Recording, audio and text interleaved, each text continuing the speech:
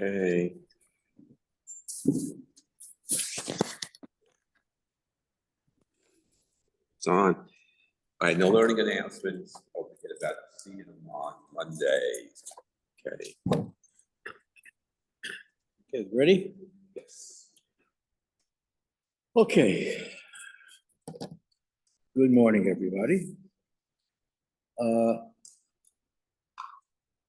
I generally like to stay away from political topics, but very often these issues also have a basis in halacha, and the issue of gun control, gun ownership, is a very hot topic today in the recent history, and I think it's important to look at how halacha views weapons, given the fact that unfortunately so many people, including many children, have been killed because of some wacko with a gun. What does the halacha say about ownership of guns? And this debate has been going on for a while. The basic question is whether weapons make society safe or more dangerous. You can frame it in that context. And there are many, many conflicting points of view on this. Gun control advocates say that stricter gun control lowers the number of crimes involving weapons. On the other hand, less restrictive controls could cause less crime because more people have guns as a deterrent. And this is a question that the Gemara debated a long time ago. And the question for us to think about is to what extent the Gemara's categorization of people in terms of gun ownership or weapon ownership, whether that characterization still holds today or whether it doesn't hold today. I will say at the outset that my personal feeling, I try not to bring my personal feelings into these discussions, but my personal feeling, it seems to be very, very clear to me that if a person lives in an area where they go hunting a lot, and they want to go hunting, and they eat what they shoot, whether it's deer, whether it's bear, whatever animals that they go hunting for, or they use the skins to make things out of. If they go hunting, then they're entitled to have a hunting weapon. If people are afraid for their safety, they can have a handgun. I can understand that. But there is no reason in the world, in my mind, and see that, for a person to have an assault weapon. Assault weapons were created for one purpose only, to kill people. And that's why it was issued to the military. To allow assault weapons to be sold to civilians makes no sense in my mind. That's number one. Number two, and we'll get to this a little more when we look at the Makoros, if, for example, you want to drive a car, you have to have a driver's license to show that you can safely operate a motor vehicle. Well, you can walk into any gun shop and buy a weapon, as long as you don't have a criminal record. A driver's license, and you don't have a criminal record, you can buy a weapon. You don't have to prove that you know how to safely operate it or take it apart to use it. And that also doesn't make sense.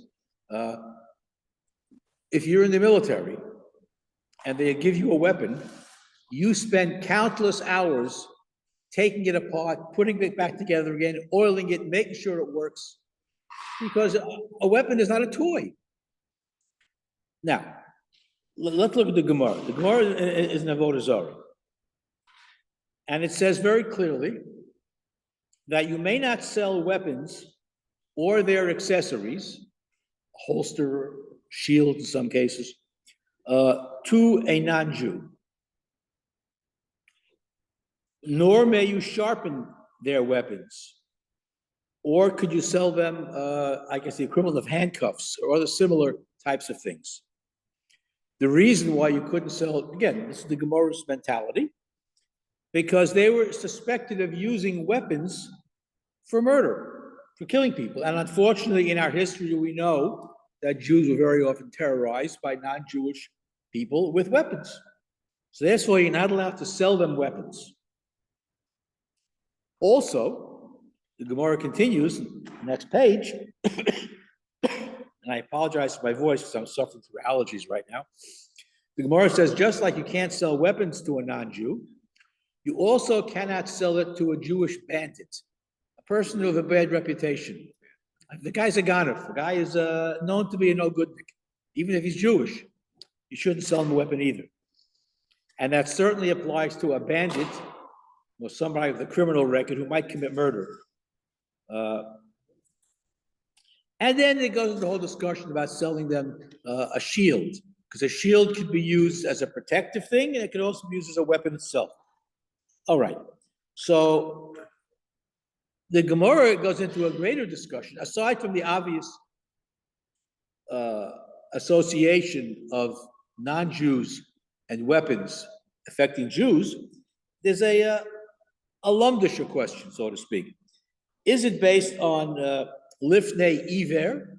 In other words, the Torah says you shouldn't put a stumbling block in front of the blind.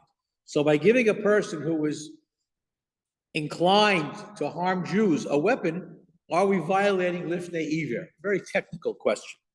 On the other hand, are we simply facilitating a person to do something bad to Jews? So it very clearly, it would seem that the Torah, the halacha, is opposed to giving weapons to people who might abuse them. If there's an inclination or a tendency among certain people. So again, today, unfortunately, gun control and gun ownership is a political issue, not really a safety issue, because you're talking about millions, if not billions of dollars being given to politicians by the National Rifle Association, the NRA, to support the freedom to purchase weapons, including assault weapons. Now, it's very bizarre because in some countries where you have serious gun control, you don't have issues of mass shootings. It just doesn't happen. And even in some countries where there's a respect for weaponry, for example, you walk around in Israel and you see teenagers walking around with rifles, in uniform, out of uniform, because if you're in the army, whether you're on duty or off duty, you must keep your weapon with you at all times. You never know when it might be needed. All right? You don't have the problem of wanton murders, except for terrorism, but you don't have people going around shooting up schools, unless it's an Arab terrorist, the way you do in the United States. Gun controls, if you are a non-soldier and you want a weapon in Israel, you have to get a permit. And most people who live in certain areas do have weapons, but it's for protection. So the Gemara, it seems to be very, very clear. In a civil society, do we still consider non-Jews to have more of a proclivity to harm Jews than Jews versus Jews? Does that prohibition still exist in a civil society? We prosecute murders, those that we catch and prove anyway, and we do not generally suspect every non-Jew of murder in most modern societies. On the other hand, there are those who would say, well, maybe we should be a little bit more suspicious of people who may have an antipathy towards Jews, even though it may be deeply buried in terms of allowing them to have weapons. Interestingly enough, the Chai Adam, who was the Dayan in Vilna at the time of the Vilna Gaon, he writes that we're no longer concerned about suspecting non-Jews of murder. And he says that prohibition may exist, but not on that basis. Rashi talks about even Jews who might be non-violent, but they're known to be rough types, so to speak. We should be very careful before we sell them weapons. If anybody has a record, and this is Iran, the person is known to have a record. And again, juveniles, okay? You have a teenager who's a member of a gang. He has a weapon. It's just as dangerous as an adult with a weapon. And sometimes, in order to join a gang, you have to commit an act of violence with a weapon. And therefore, we shouldn't sell them weapons. Again, machlokas Rishonim in terms of background checks. But I think today the halacha would tell you, because we're not sure who is an upright citizen and who isn't, we really should require a serious background check. And today, as I say, there are gun shows across the country.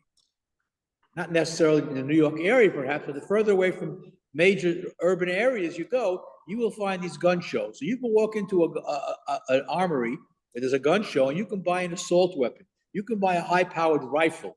You can buy any type of handgun you want with very nominal checking. You show them a driver's license, that's it. You didn't have to pass a gun safety class. You didn't have to show that you know how to handle a gun. You can buy a gun, you can buy bullets, ammunition. It's as if, you know, it's clearly a case of lifnei iver lo sitei mikshol. You're giving a person an opportunity to do something very, very evil by allowing it, halachically. And the law in civilized society should protect society, and that you really shouldn't sell weapons to somebody who may have a proclivity towards violence. And the way you do that is, aside from the background check, but you also have to have some type of a safety preparation for that.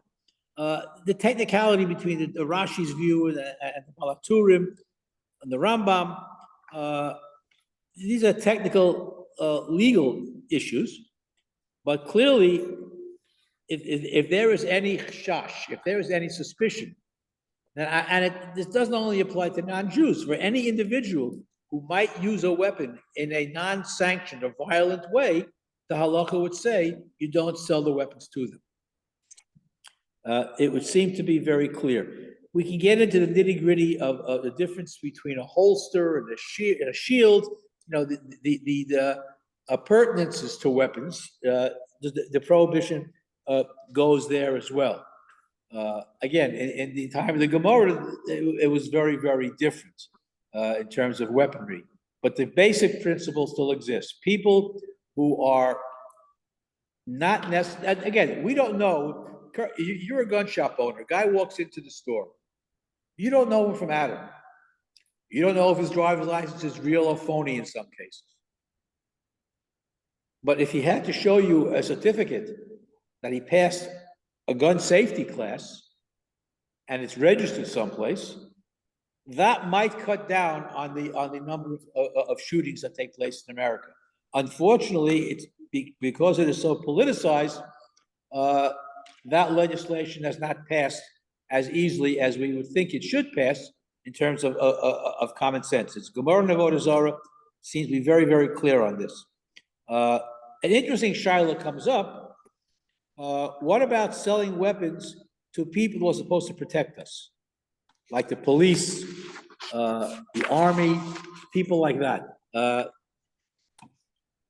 Again, in that situation, there's no lifnei iver. And again, obviously, the people that are protecting us are presumably trained with weaponry. And the Ran says, you know, we have to look at the whole result. If it's going to provide more good than harm, then we're not concerned about selling weapons to police or the military and so forth. Okay. Again, The Rambam talks about selling weapons to people or governments that are antithetical to Israel's existence. Time of the Rambam. So that would affect, for example, should the United States sell weapons to certain countries? I mean, they're not going to sell weapons to Russia, that's for sure. Iran, Turkey, other anti-Israel countries, maybe. Because money is money. Money is the international currency of influence, shall we say. So the Rambam does discuss that. And he would say, obviously, we shouldn't do that. Because if murderers, meaning people who want to destroy Israel, obtain guns, then we have to take precautions against selling weapons to those countries if it gets into the wrong hands. Again, two major issues. Are we concerned about murder or damages, or lifnei iver, which is a very technical discussion? We may not treat all non-Jews as suspicious or with proclivity to kill Jews, but there might be groups of people who are a little bit more suspicious than others. If we don't have any degree of suspicion, then you can't argue for gun control. If we trust everybody, unfortunately, history has shown, you look at all the shootings of deranged people, by deranged people, of school children, or at a shopping mall, or places like that. People shoot for political reasons. First, tried to assassinate President Trump. There are all kinds of people out there who shouldn't have access to weapons. And guns should be used for protection, not for evil. And if we can guarantee that, again, there's a lot of discussion in some of the acronym about hunting or owning dangerous items, and that's a separate discussion. But there are legitimate reasons for a person to own a weapon. If he hunts, he's concerned about safety. But normally, these people would have taken a course or know how to handle weapons safely. We're not worried about them. We're worried about the crackpot who goes into a store and buys an assault weapon or a high-powered rifle to use it inappropriately. One last child that comes up, and this has come up, it's mentioned in the Gemara, and Moshe Feinstein deals with it at great length. May women carry guns or weapons? Is it appropriate for a woman to wear a sidearm on her belt? The Gemara talks about it, and women shouldn't carry weapons. Elazar ben Yaakov talks about in one Gemara that women should not carry weapons because it's considered to be a masculine attire. Women, the same way that men shouldn't wear women's clothing, women shouldn't wear men's clothing. And wearing a holster or carrying a rifle or a weapon is considered wearing men's clothing. I'll get to that. I will get to that. First, we're starting with the Gemara. No IDF yet. So the Gemara talks about, the Rambam clarifies it, and he says that maybe that the prohibition against the woman carrying weapons only applies during peacetime, but during to protect from ordinary crimes. But during war, obviously a woman can carry a weapon, and it's not considered wearing men's clothing. It's a very good question. Rav Moshe deals with the question regarding women who live in certain areas in Israel, in the Gush in particular. And he says very clearly, if you're living in an area where there is an active threat of violence, such as Gush or a bad neighborhood in some cases, then it would be permissible for a woman to carry a weapon for protection, and it would not be considered a violation of Lo Silbash. And Rabbi Yehuda Chassid in the 13th century already writes, in situations, women are even allowed to dress like men, which is important. When you think about it, there are many women in the IDF who wear skirts. they won't wear pants. But there are many frum women in the army who do wear pants simply as a practical matter. Because when you're in war, you're not worried about, wearing a dress or so forth. It's just practical. But, and Megillah Chazon says you're allowed to do this. Not that you need, you don't need a posek to tell you something that's common sense. Although sometimes it helps. Avadia Yosef also agrees with Rav Moshe that women living in dangerous areas can carry weapons. So, again, going back to the original Gemara in Avodah Zarah, just to sum it up, you're not allowed to sell weapons to somebody with a proclivity to harm others. I'll put it in those terms. How do you know if someone has a proclivity to harm others, especially Jewish people? So there has to be some type of a proof. So I would go out on a limb and say that according to the halacha, gun control and gun ownership would be permissible if the individual not only has no criminal record, but can demonstrate that he's taken a gun safety course. Because storing weapons in a house is very, very, how many times you see a kid get a hold of a gun that wasn't put away properly and shoot somebody? So gun ownership is less of a problem. It's who you sell the gun to. And if a person has a criminal record, if a person is unstable and doesn't pass a safety, just like, as I said, you need a driver's license to drive a car, you have to have a gun safety course before you can buy a weapon. And right now, that doesn't exist. So at the nexus of politics and money and common sense, that's where we are today in America. You have the gun lobby who's, Second Amendment rights. Everybody's trumpeting that. The only problem was the Second Amendment rights referred to those single-owned muskets that, one shot at a time that they had in the 18th century. A well-regulated militia, right? Well, there are private militias out in the woods of Oregon. They claim they're a militia. There are all kinds of crackpots out there. So again, the halacha is very interested in gun safety, and therefore I would say very clearly that gun control and gun ownership has to be regulated according to the halacha, and according to most people with common sense, I would think, in my opinion, that should be the case also. And I point to those countries where they have strict gun control. You don't have the mass shootings that we have in this country. And in fact, that in Israel, you have kids walking around with rifles, and you don't have the problem with it because they're taught to respect their weapons. You walk on a bus and you stay next to a kid with a rifle. You walk in the streets, you walk in Ben Yehuda, kids are walking around with rifles, but they respect the weaponry. Yeah. But they're also taught to respect human life. Yes. Here in this country, they take God out of school, the God out of life, and so it's like a cartoon. Yeah, it's the respect for human life is obviously at the basis of all of this. Yes, man. How would halacha look at it? I'm not saying that this exists. It does exist, but I don't know if it exists for a Jewish person.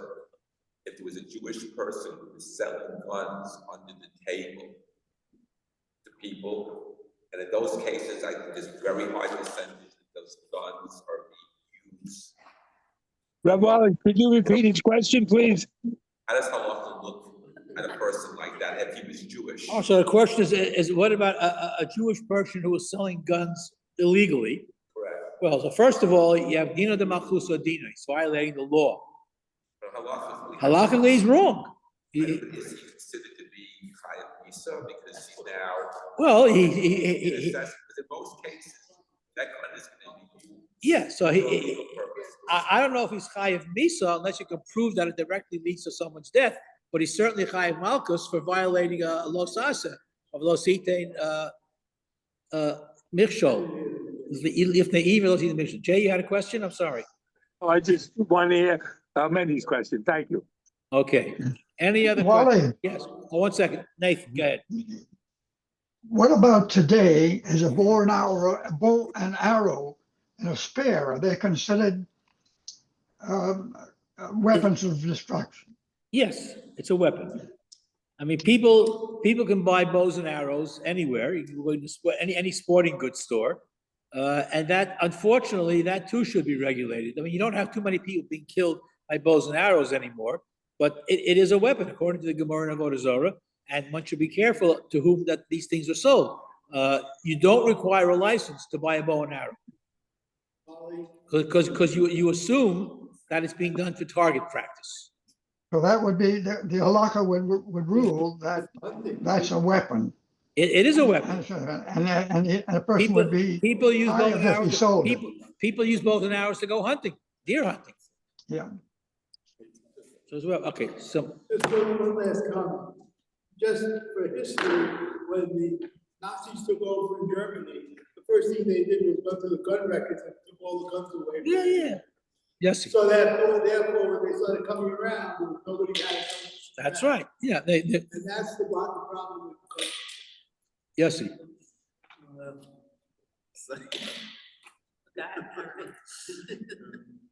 No, if you wanted to open a school to teach proper gun use and care, you'd be very hard pressed to get the permits to open the school.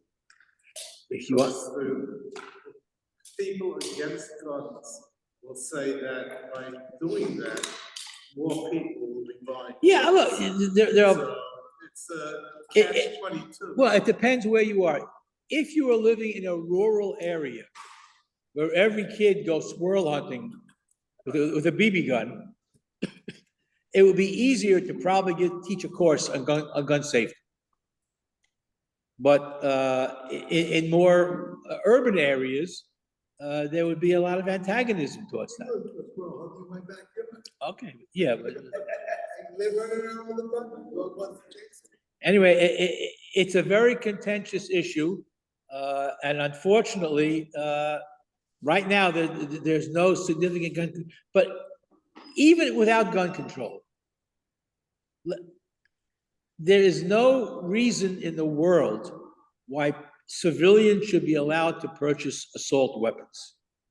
Because those are meant to kill people. That's the only function of an assault weapon.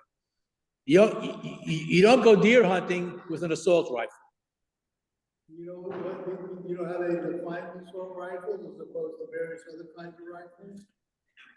Well, it's automatic weapons, basically. Automatic weapons, well, how about not- Well, and they also, so they, this also includes modified rifles, all these things that are not usually used when you're hunting. Anything that is used for hunting, even though I may disagree with it, I can understand it. But if a weapon is modified that nobody uses to go hunting with, that only got one purpose. And all these militia groups and all these other white supremacist groups and other groups that have these weapons, they have one purpose, and it's not for hunting squirrels. Yeah. Yeah. Who was manufacturing? Jews were manufacturing. Well, they didn't have guns, they had other weapons. So the Gemara, okay, so let me clarify. When the Gemara talks about selling weapons to non-Jews, it's obviously not talking about guns. It's talking about swords, it's talking about spears, it's talking about other weapons that can be used to kill people. So you don't sell weapons to somebody, who has a proclivity to harm Jews. That's the Gemara in Avodah Zarah.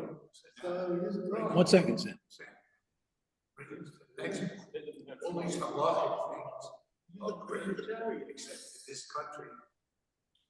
Halacha does not influence what's going on. Halacha does, all right, but again, in this particular instance, I think halacha simply is common sense.